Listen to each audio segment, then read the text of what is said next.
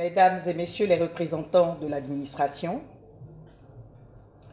Mesdames et Messieurs les présidents d'associations et de groupements de blogueurs de Côte d'Ivoire, Mesdames et Messieurs les blogueurs et influenceurs, chers amis de la presse, honorables invités. Je suis très heureuse de prendre la parole en ce jour au nom de M. Souleymane Diarra Souba, ministre du Commerce, de l'Industrie et de la Promotion des PME, que j'ai l'honneur de représenter à cet afterwork des blogueurs sur la zone de libre-échange continentale africaine, la ZLECAf. Je voudrais exprimer mes remerciements à toutes les personnes ici présentes à cette importante rencontre. Je parle des membres, bien entendu, de l'administration, les présidents d'associations, aux chefs d'entreprise que vous êtes, parce que je pense qu'en tant que blogueur, vous êtes aussi des chefs d'entreprise. Votre présence témoigne de votre attachement et de votre intérêt pour la croissance économique de la Côte d'Ivoire. Distingués invités, chers amis blogueurs, comme vous le savez, les échanges entre les pays africains, estimés autrefois à 5,3%, représentaient, on va dire, 16% en 2021, selon la Banque africaine de développement. Cette progression peut et doit être améliorée, et ce, d'autant plus que les États africains ont tous compris la nécessité de commercer entre eux, car le potentiel africain est énorme, avec l'existence de précieux acquis que nous avons déjà. C'est dans ce contexte que nos dirigeants ont partagé une vision panafricaine commune, celle d'une Afrique intégrée, prospère et pacifique, telle qu'énoncée dans l'agenda 2063 de l'Union africaine. L'accord de la ZLECAf a été signé le 21 mars 2018 à Kigali par 44 pays. Cet accord représente un projet d'intégration qui permettra à nos économies de s'ouvrir davantage sur elles-mêmes et de favoriser la pénétration du marché africain. Entrée en vigueur depuis le 30 mai 2019, la mise en œuvre de la ZLECAf constitue un moyen d'accès à l'investissement direct étranger avec des mesures incitatives et la levée de plusieurs restrictions tarifaires et non tarifaires. L'accord offrira un libre accès à un marché de 1,2 milliard de consommateurs avec un PIB de près de 3 000 milliards de dollars US. À ce jour, 43 pays ont ratifié l'accord.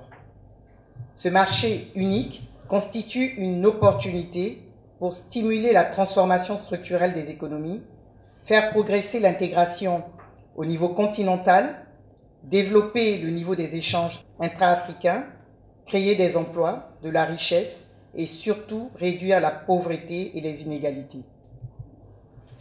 Distingués invités, chers amis blogueurs, notre pays, la Côte d'Ivoire, n'est pas resté en marge de cette question cruciale qu'est la ZLECAf. En effet, la Côte d'Ivoire participe aux différentes réflexions au niveau du commerce avec pour objectif de redynamiser et de renforcer la coopération entre les pays de notre continent, en accordant un intérêt particulier à l'amélioration de la compétitivité de nos entreprises, à la transformation de nos matières premières pour accélérer la diversification de nos échanges commerciaux.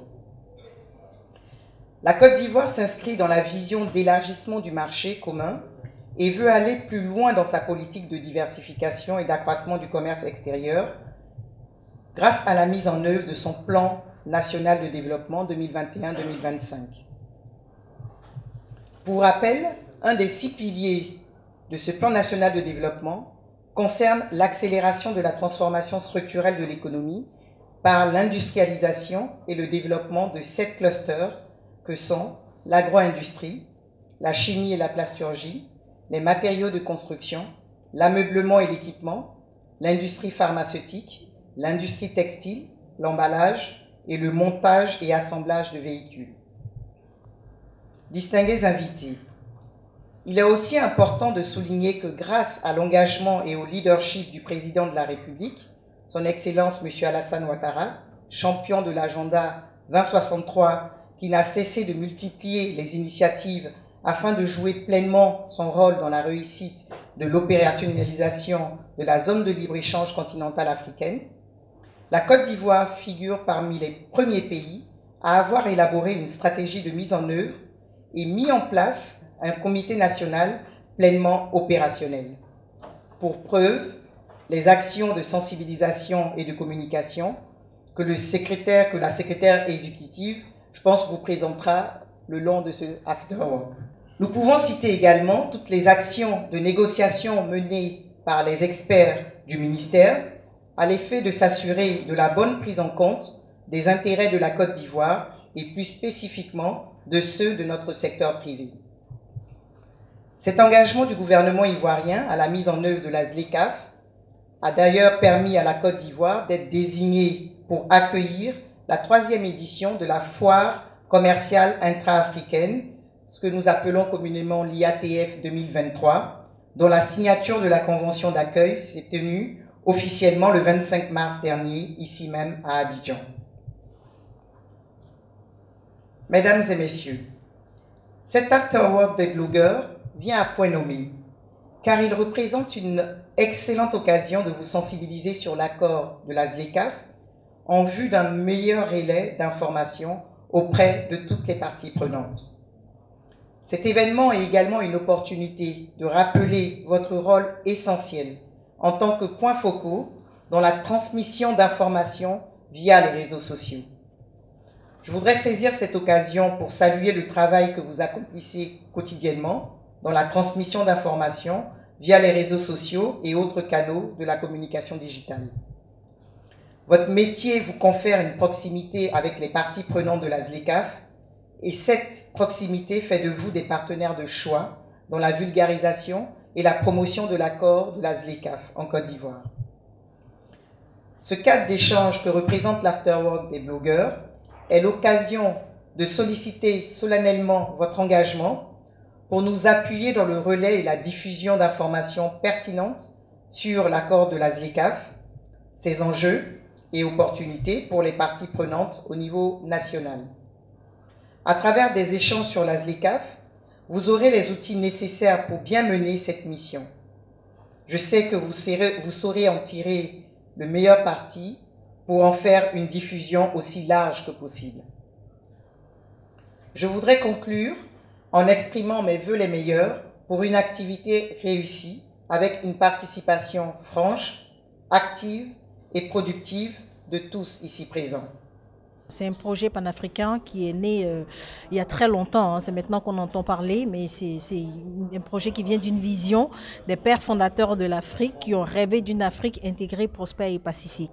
Donc il y a plusieurs maillons, hein, pour atteindre cet objectif, d'où un premier niveau d'intégration au niveau commercial, c'est vraiment une zone de libre-échange continentale africaine.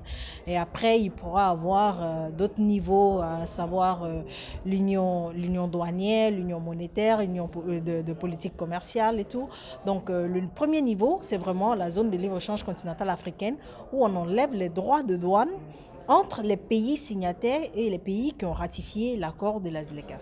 Les enjeux sont énormes. Au niveau, je veux dire, du secteur public, c'est déjà d'atteindre l'objectif de cette transformation structurelle de l'économie qui passe par l'industrialisation.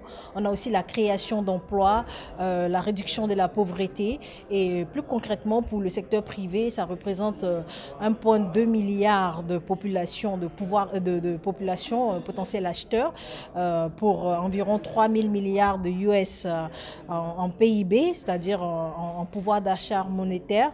Donc c'est vraiment un enjeu qui est très très important si nous sommes préparés pour tirer le maximum parti de cet accord. On sait que les blogueurs sont vraiment importants en termes de communication sur le digital. Ils sont suivis, les influenceurs, ils sont suivis par la jeunesse et la ZLECAf met la jeunesse et les femmes au cœur de sa mise en œuvre.